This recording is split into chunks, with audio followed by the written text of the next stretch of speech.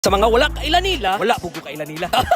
Para lang manula og mga tournament. Perseverance ug determination ang baon na nila perminti. Constant practice makes the person better. Oy, so continuation ni siya sa ato ang badminton version 3.8. Labanan ng mga veteranong manlalaro ng badminton. A big shout out to Sir Gerald, Sir Wendell, Sir Steverick, and Sir Jared. Sa mga wala kailan nila, wala pugo kailan nila.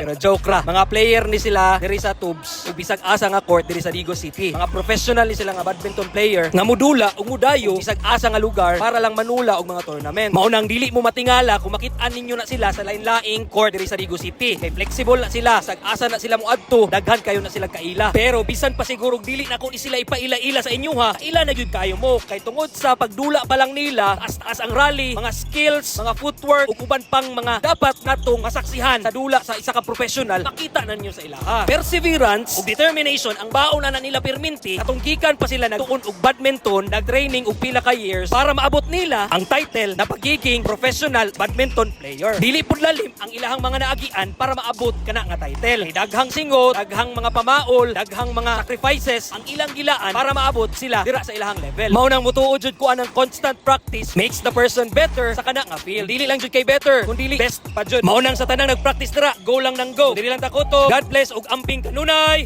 Oy.